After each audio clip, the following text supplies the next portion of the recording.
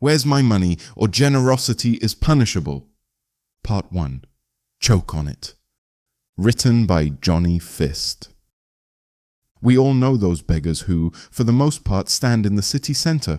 Well, stand. Some stand on their feet, others on their knees. Some hold out a hand, others have a basin, a cup, a bowl. Some have an icon, some a sign, and some just a big belly.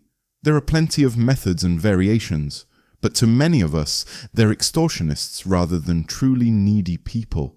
Yet all of them are engaged in one thing: begging!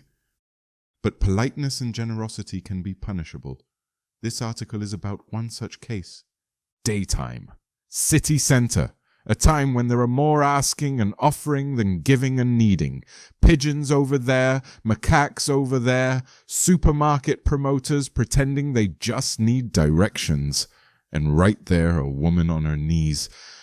I'll describe her appearance separately, though I'm sure many listeners have seen similar characters more than once. On the ground lies a cardboard box, so it doesn't hurt to kneel. On the box, bent practically in half, stands a woman in a black habit, head lowered. In front of her is a cup, not a disposable one. Metal. Please take note of this detail. It will matter later. An icon is attached to the cup. The woman, muttering something, maybe a prayer, maybe lines of verse, bows low and begs for alms. At this time of day, this time of year, this point in life, passers-by don't give much, if they give at all. Those rare moments when a coin drops are practically a blessing. I noticed a woman approaching from some distance away. She looked rather aggressive.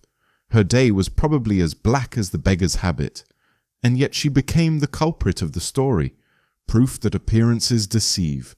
Behind that rough, bitter exterior was a generous soul who decided to give something to the woman in black.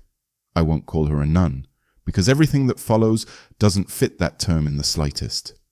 And so, approaching the key moment, I'll lay out the starting points. The woman in black, nearly lying on her knees, rocking toward and away from the ground, opening her mouth only slightly while muttering, is begging in broad daylight. The other woman, stern-faced, is walking past her. Bright daylight, tolerable temperature, dry weather.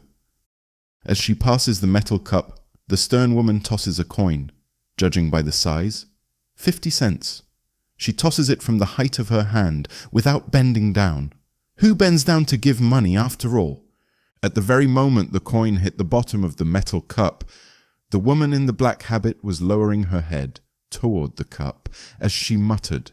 The coin, hitting the bottom and ringing out, for two reasons, metal on metal and the height from which it fell, shot back upward. By fate or by some other force, the coin flew out of the cup and took a perfect trajectory straight toward the half-open mouth of the muttering woman in black. The coin landed right in her mouth at the exact moment she opened it. A metallic scrape of coin against teeth followed. The victim was outraged. No one had ever given alms to her like that. Now comes the reason I didn't call her a nun at the start. The woman who tossed the coin didn't notice any of this and continued on, feeling her karma purified. At that moment, something struck the back of her head. A metal cup. Exploding into furious profanity composed exclusively of foul language, the nun had thrown the cup at the woman's head and then rushed after her to punish her in hand-to-hand combat for that very 50 cents. A stream of counter-swearing erupted. Over the general noise it was hard to distinguish coherent speech, though the classic four-letter words, comprising about 80% of the exchange, were perfectly clear. A full-on female brawl began. The woman in black was trying to beat up the stern, generous passerby over 50 cents.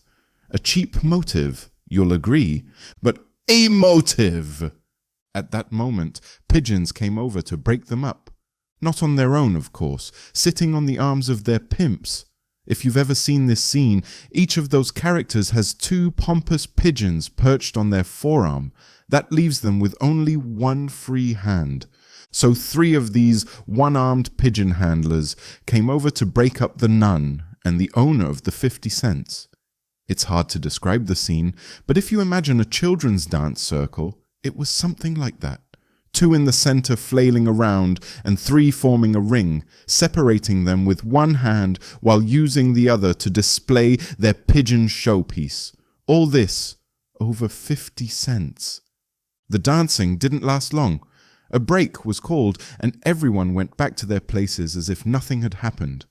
The woman in the black habit returned to her spot, finishing her cursing first and retrieving her metal cup. She resumed her rocking, muttering and begging as diligently as before. The woman who so generously tossed the 50 cents also finished cursing out the nun, the woman in black, and went on her way. And the pigeon guys? Well, what would you expect?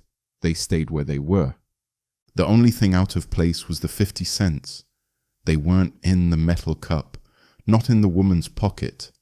They were simply lying on the ground, waiting for someone to pick them up and deliver them to their next destination. Sometimes even 50 cents can be the source of a conflict.